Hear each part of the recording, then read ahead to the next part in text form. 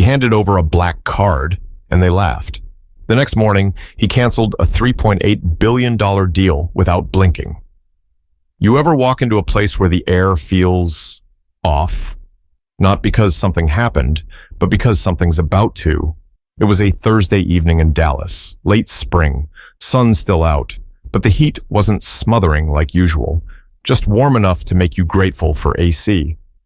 Darius Coltrane had just stepped out of a sleek black Escalade, his luggage wheeled behind him by the driver. Tailored navy suit, matte brown shoes, no tie, the perfect balance of money and comfort. He wasn't flashy, just sharp, the kind of man who knew his worth and didn't need to say a word about it. The hotel? The Lexington Tower, uptown Dallas. One of those high-end spots where the valet knows your name before you say it, and the front desk offers you water while you check in. Glass chandeliers, gold trim everywhere, smelled like lemon polish and imported flowers. He was in town to finalize a $3.8 billion merger with Bensley Group, a deal that had taken nearly 2 years to negotiate. This meeting? It was supposed to be the finish line. But from the moment he walked into the lobby, eyes tracked him, not in a respectful way, more like confusion, mixed with judgment. A white couple by the espresso bar looked up, glanced at each other, and turned away, whispering. A man in a plaid golf shirt nudged his friend and gestured subtly toward Darius's luggage, the kind of whispers that never hit your ears, but still cut through your skin. Darius felt it. He always did, but he kept moving, steady, composed, like always. He reached the front desk. The clerk looked up from her monitor, young, maybe mid-20s, auburn ponytail, hotel name tag, chewing gum she thought nobody noticed. "Hi, checking in?" "Yes," he replied, offering a smile. "Reservation under Darius Coltrane." She clicked for a moment. He glanced around, taking in the place. He'd stayed in hotels all over the world, Seoul, Zurich, Johannesburg, and this one, on paper, was in that league. But the room felt different now, cold in a way that had nothing to do with the air conditioning. "All right, Mr. Coltrane," she said finally. "That'll be a credit card and ID." Darius reached into his wallet and handed her his Centurion card. You know, the black card, solid metal, no limit, not something you apply for. They invite you. And Darius had one. But when she saw it, she paused, then gave a short laugh. A real laugh, like she couldn't stop it in time. "Oh, wow. Okay," she said, her mouth twisting into a smirk. "You carrying one of these around?" The way she said it, like it was a toy, like it had come from a cereal box. Darius blinked, slow and patient. Not angry, not surprised either. He'd been here before, not in this exact hotel. But this moment? Yeah, he knew it well. He waited a beat, no reaction. She didn't catch the disrespect, or worse, she did and didn't care. "Is there a problem?" he asked calmly. She shrugged. "No, just, haven't seen many of these come through here. Usually it's, executives." And there it was. Right behind him, someone chuckled. A low, nasal laugh from the plaid shirt guy again. Darius turned his head just slightly, caught the man looking away, then looked back at the clerk, who was now waiting for something. Approval, validation, he didn't know. Instead, he reached slowly into his pocket, pulled out his phone, and dialed. "Yeah," he said. "It's me. No, don't go in yet. Cancel the room block. And call Raymond. Tell him the merger's off." Her expression didn't change at first. It was like her brain didn't register the words. "The whole thing?" came the voice through the phone, muffled but serious. "Every inch of it," Darius replied. He hung up, then leaned forward, meeting the clerk's eyes. "I'll find somewhere else to stay." He turned, rolled his bag out behind him, and disappeared through the revolving doors, quiet, graceful, in control. But behind him, the room felt different now. But the real storm? That hadn't even started yet. The hotel's assistant manager, Kelsey Durham, had been watching from the far end of the lobby, just behind a tall marble column near the business center. She saw the exchange, or at least the tone of it, but didn't move fast enough. And now the man in the navy suit with the air of someone important had just walked out, leaving silence in his wake. She rushed over to the front desk. What just happened? The clerk, Megan, looked up, still twirling her pen between her fingers. Just, some guy tried to check in with a fake Centurion card or something. He got all weird when I asked him about it. Kelsey narrowed her eyes. A fake Centurion card? That's what it looked like, Megan said with a half shrug. Those things aren't just handed out, right? He didn't even seem like... She paused, catching herself. Kelsey's voice dropped. Did you ask for another form of payment? No, he just made some call and left, like he was important or something. She snorted lightly, probably bluffing. Kelsey stared at her a moment longer before pulling out her tablet. She tapped a few times, her jaw tensed. His name was Darius Coltrane? Yeah, that's what he said. Kelsey turned the screen toward Megan. There, in plain view, was a VIP guest profile. Platinum rating, founder and CEO of Lucent Applied Technologies. One of the most influential tech firms in the US. His net worth had been speculated to be over $1 billion. Megan, she said, keeping her voice as steady as possible, that card was real. And he's not just someone. He was the reason the entire Bensley Group was staying here this weekend. Megan blinked. Wait, seriously? He's the one leading the Bensley merger, the one that was set to bring in nearly $30 million in long-term contracts to this hotel chain over the next 3 years. Her mouth opened, but no sound came out. He just canceled everything, Megan. Kelsey didn't wait for a response. She turned and walked briskly toward the elevators. Upstairs, in the penthouse suite, 3 top executives from Bensley Group were lounging around, reviewing the presentation decks for the next morning. Howard Lynn, COO, was sipping on club soda while Trina Mendez, general counsel, scrolled through her emails. Dev Shah, the CFO, had his jacket off and sleeves rolled up, trying to unwind. A knock hit the door, sharp and sudden. Trina got up and opened it. Kelsey stepped in, visibly tense. I think we may have a serious problem, she said. Howard looked up. What kind of problem? Mr. Coltrane, he's gone. Gone where? Dev asked. He left the hotel, canceled his reservation, said the merger is off. Silence. Trina blinked slowly. Off? What the hell happened? There was an incident at the front desk, Kelsey said. One of our employees mishandled his check-in. Dev set his glass down carefully. What kind of mishandling? She questioned his card, mocked him, in front of other guests. Howard sat up straighter. You mean she racially profiled him? Kelsey didn't answer. She didn't have to. Trina stared at her tablet. This isn't just bad. This is catastrophic. Howard stood and ran a hand through his thinning hair. Do you understand what kind of signal this sends? That we couldn't even host the lead on the deal without insulting him in the lobby? PR is going to have a field day with this, Trina muttered. Dev paced the room.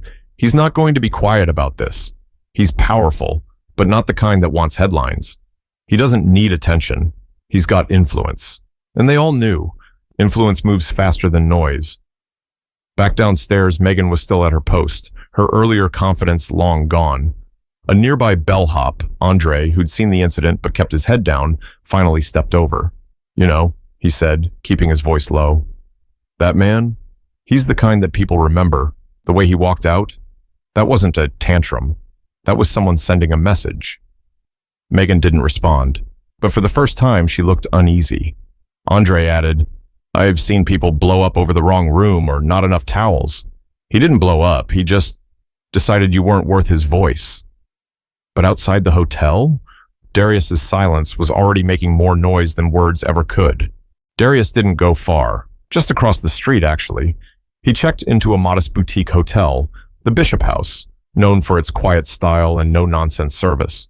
No grand chandelier, no bellhop pretending to care, just a clean room and respect at the door. That's all he needed.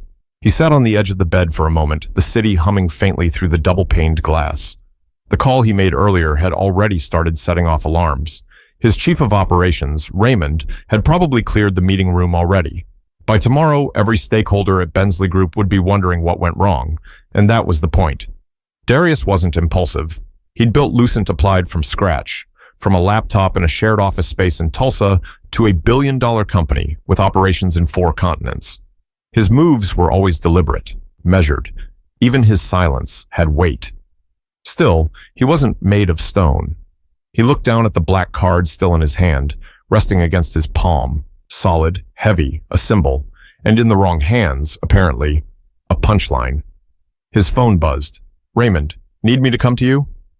Darius, no, just handle the numbers. I'm done talking. Raymond, understood. Another buzz, this time from Camille, his sister back in Tulsa. Camille, heard you pulled the plug. You good?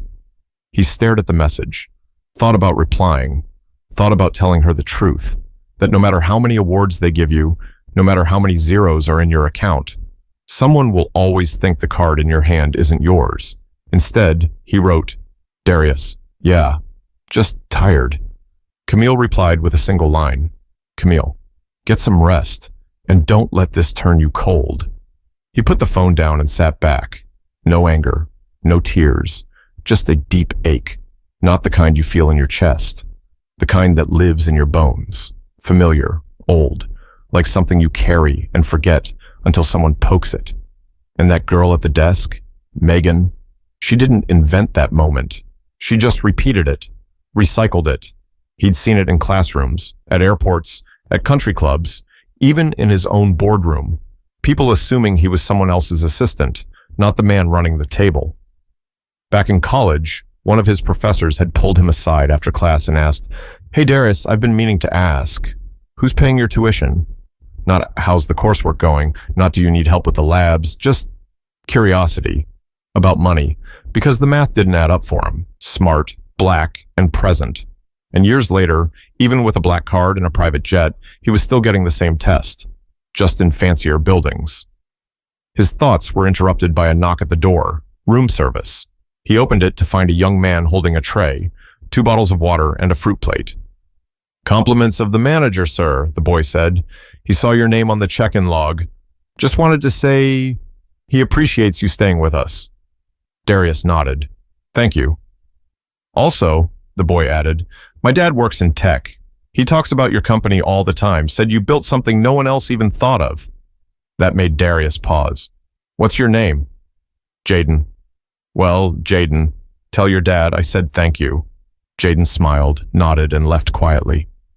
Darius closed the door and looked out the window at the Lexington across the street. Tall, polished, expensive, full of people who still didn't understand what they'd just lost. Not just a deal, not just a guest. They lost a lesson, but that lesson was about to get taught, publicly, loudly, and without mercy. By 8:17 a.m. the next morning, the boardroom at the Lexington's executive conference level was supposed to be buzzing with final prep. Instead, it was silent. The long walnut table, usually full of printed decks and lattes, sat untouched. Nameplates already positioned, water bottles chilling, pens lined up perfectly. But no one had entered, not one lucent rep, not even Darius's assistant. On the other side of the floor, Howard Lynn was pacing. I'm telling you, if he doesn't walk through that door in the next 10 minutes, we've lost him. Across the room, Trina Mendez wasn't even looking up. She was glued to her phone, reading a message from Lucent's legal team. Effective immediately, we are withdrawing our interest in the Bensley merger. We will not be rescheduling negotiations. We consider the matter closed. She read it out loud. Dev sat back in his chair. That's it then. Howard finally stopped pacing. No explanation, no reconsideration. He doesn't owe us anything, Trina replied flatly. Not after yesterday. Dev leaned forward, eyes sharp. Let's be clear, the merger is dead, and the fallout's going to be brutal. Shareholders are going to panic. Media will pick it up by lunch, and we'll get dragged into the mess. Howard sat down, rubbing his temples. 30 months of negotiations. Gone. I told you, Trina said, scrolling. He's not loud, he's precise.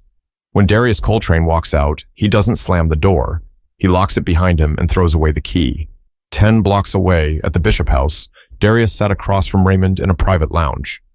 Did they respond? Darius asked. They're still scrambling. You pulled the plug so fast they didn't even have time to make excuses, Raymond replied. Good. Raymond hesitated. You sure you want this on record? No press statement means they'll try to shape the story themselves. Darius took a sip of his tea. They're already doing that. Let them. We'll say what we need to. When we need to. Raymond nodded, then leaned in. We just lost out on a huge infrastructure extension. That merger would have tripled our manufacturing capacity in the South. I know, Darius said. You sure this isn't personal? Darius looked him dead in the eyes.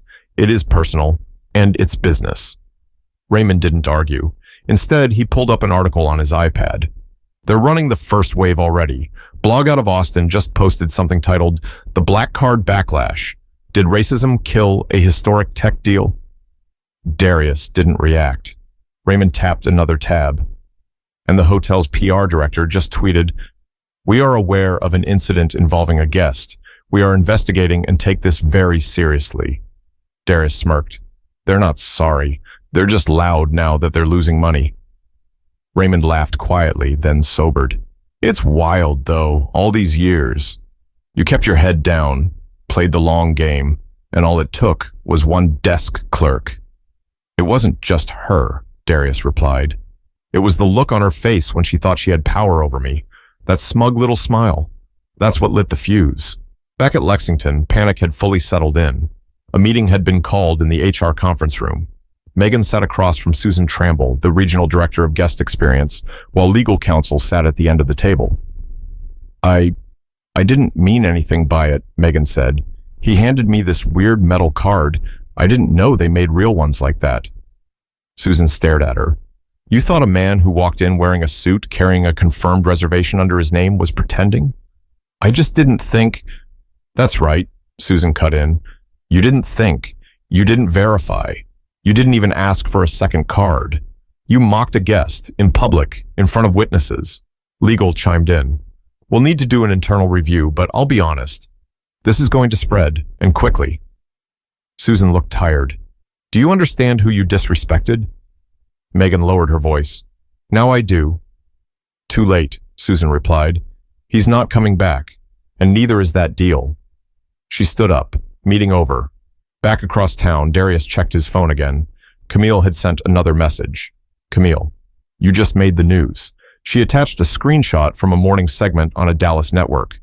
Billionaire tech CEO cancels mega merger after hotel incident, details emerging. He watched the clip. The anchor struggled to explain what happened, relying on allegedly, reportedly, and sources close to the matter. But it didn't matter. The truth was already out there. The real story wasn't about the card. It was about being dismissed, laughed at, reduced, and then turning that disrespect into a lesson too expensive to ignore.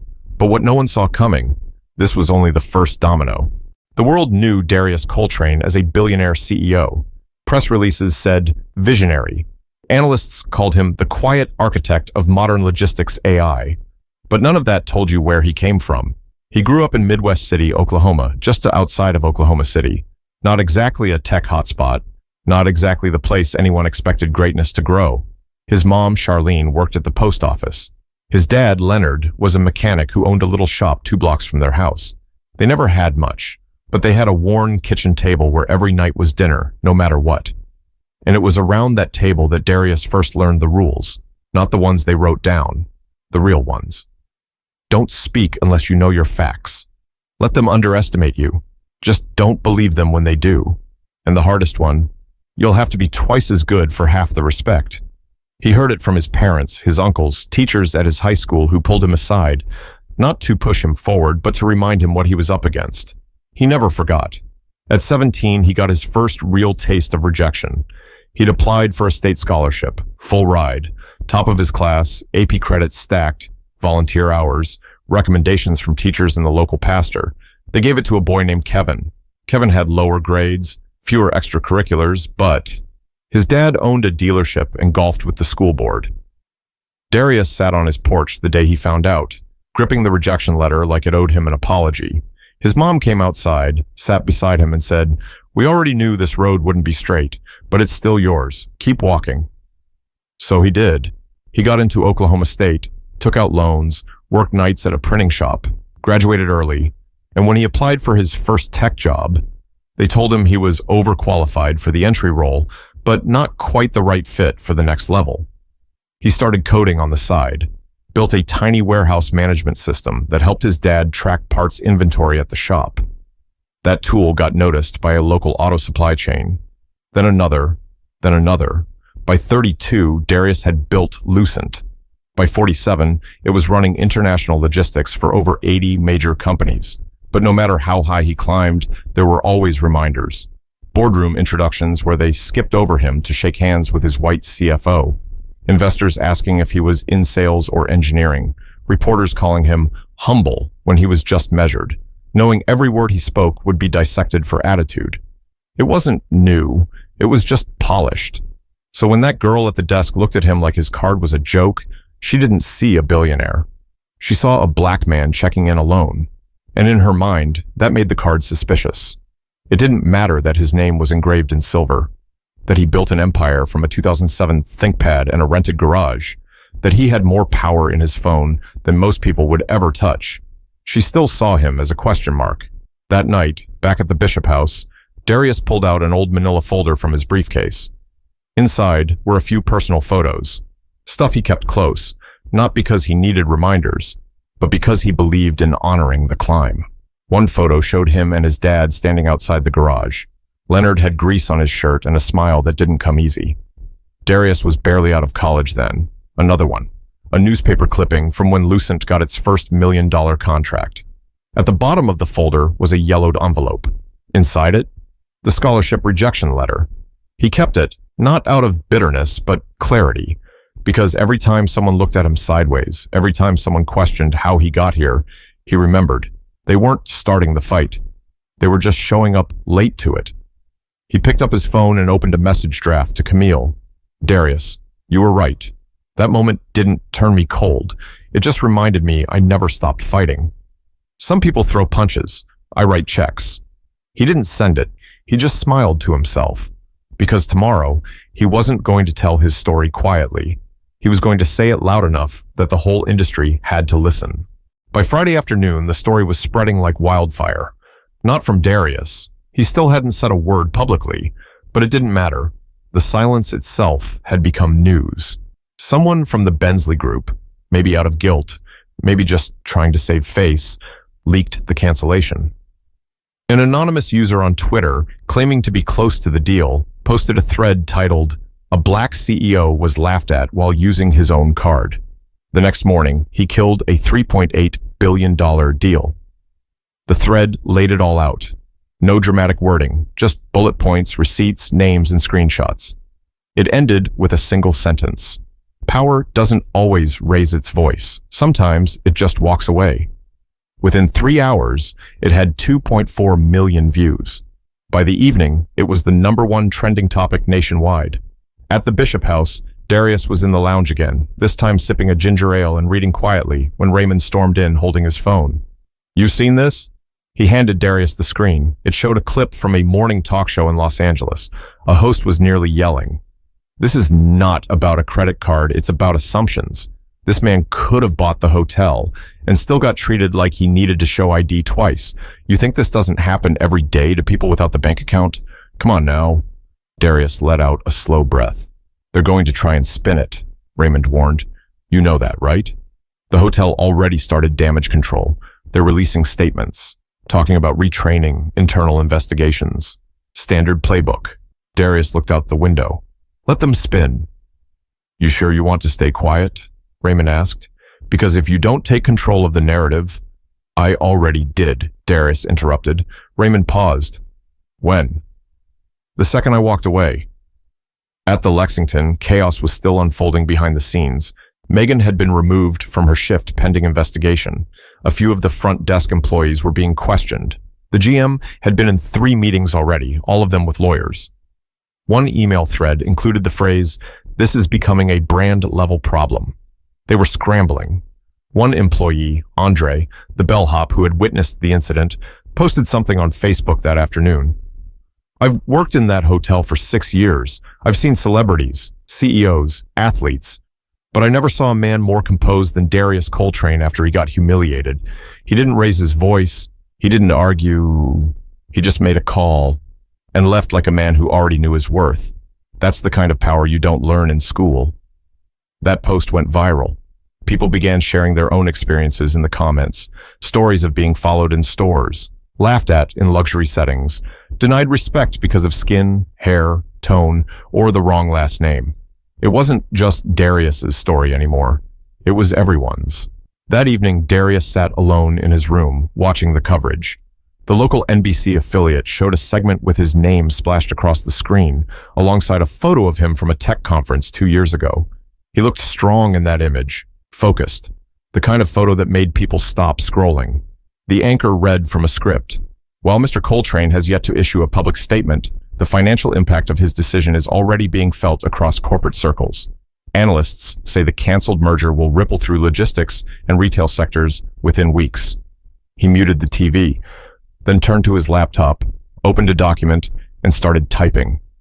He wasn't ready to talk to the media, but he was ready to talk to people, and tomorrow he would do it on his terms, with no reporters twisting his words, no headlines watering it down. Because if people were going to hear his voice, it was going to sound like truth, not damage control. Saturday morning, no suit, no cameras, no stage. Darius stood behind a plain podium in a quiet community center in South Dallas, in front of a room full of local business students, interns, and young professionals. No fanfare, no press invites, just a few rows of folding chairs, some notepads, and phones set to record. It was an event planned months ago, a mentoring session. He almost canceled it after the hotel incident, not because he didn't want to show up, but because he didn't want to bring the storm with him.